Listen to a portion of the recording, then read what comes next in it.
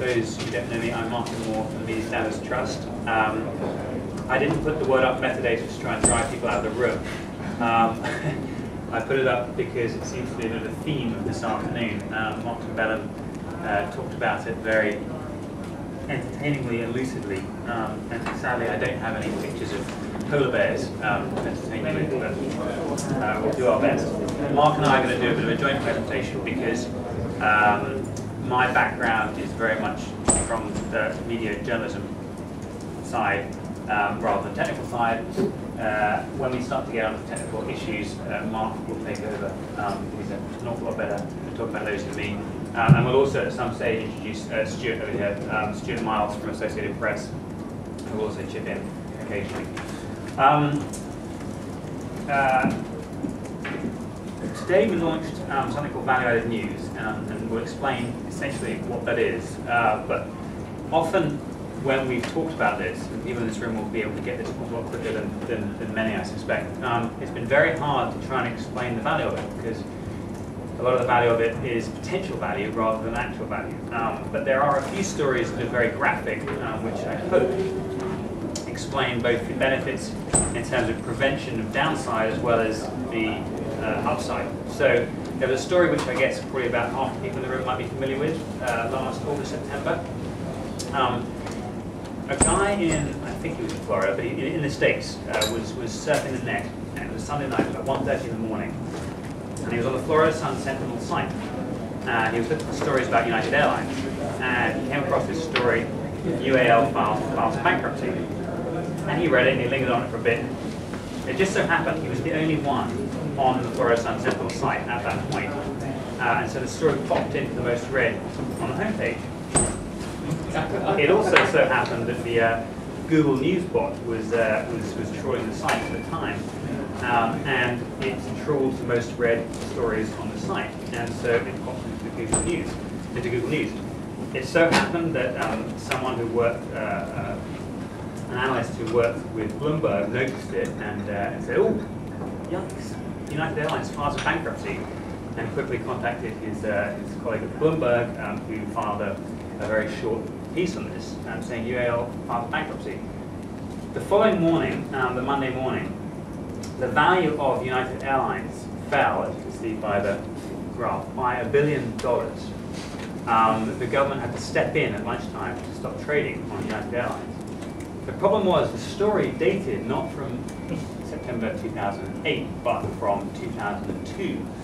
But because there was no way of telling that it was from 2002, not 2008, and indeed, as you can see, by the looks of the site, it was current. No one could work out where it actually came from and why. Had it been marked up, had it just had a little bit of really very simple metadata indicating the date when it was first published and when it was last updated, all of this could have been prevented. So that's the sort of the illustrative story of the downside. Hopefully, we'll talk a bit more about the upside, which we think actually is potentially huge, but largely unfulfilled at the moment. Very quickly, because I think it is relevant, the reason why we're doing this and where this all came about. We, about a year and a half or so ago, started trying to think about the issue of the escalation of information on the web, particularly how one distinguishes news from other information and helps people to find news, and when they find it, to assess its credibility. And we went to the MacArthur Foundation and we applied to the Knight Foundation through the Knight News Challenge, and we got a MacArthur grant and we won a Knight News Challenge award to look into it, to research it, and then to start to develop potential solutions to address this accumulation of information, but particularly how to distinguish and identify news on the web, both for the benefit of the news organizations and of the public. And I'll come on to how we ended up, and I don't know if anyone's seen that we've got a press release that went out at lunchtime today, which is over at the front. I'll talk briefly at some stage about how we ended up working together with Associated Press to actually complete this and to pilot it. And the pilot's going live as we speak. Ben, who's in the room, who is a developer that we found has a great skill for cartoon drawing, was trying to explain some of the reasons why we're doing this and some of the difficulties at the moment that you have when you're searching for content on the web. And to explain it then during the story, which is that you might see visually a news article very clearly on the site. What the search engine tends to see is an article and all the incremental stuff around it, whether it's ads, whether it's most read, whether it's an awful lot of incremental information that is very, very unhelpful. So for example, if you take, this is an entirely made up news story, if you take this news story, if you're searching for it and you're trying to work out who the author of this news story is, at the moment, as we discovered when we built Journalist, it's incredibly hard to tell who the author is. You don't know if it's John Smith or if it is someone else in the article or someone in the editor's choice or Barack Obama, etc. There's nothing behind the story which says this is the byline, this is the person that wrote it, the provenance of the story. Similarly with dates, it's very difficult to distinguish dates. Other basic information, as I was talking about before, in terms of where it might have been written or published, when it was last updated, possibly even version history, and a whole load of other potentially incredibly useful information about usage rights, about the source organization, even whether it's intended as journalism. I'll explain what I mean by that in a minute. So all the sorts of information that, were it to be identified and marked up consistently, could be of huge benefit, one would hope, both the news organization that's trying to market stuff up so that it gets credit for it, and to the public who are trying to search more intelligently and accurately and find stuff without all the cruft and everything else.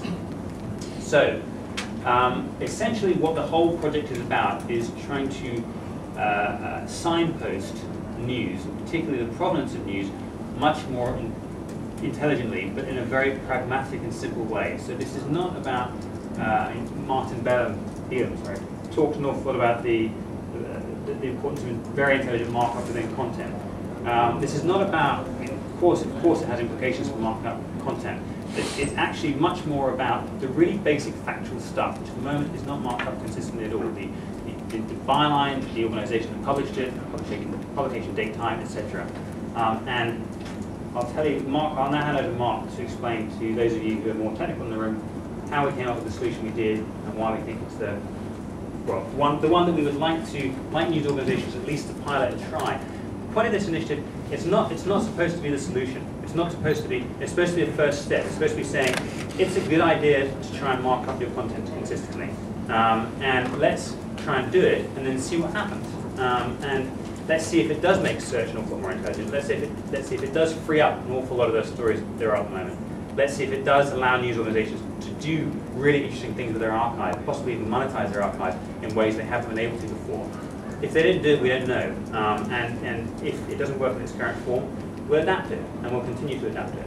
So this is by no means supposed to be the solution. This is supposed to be a step towards working out the best way to find the solution.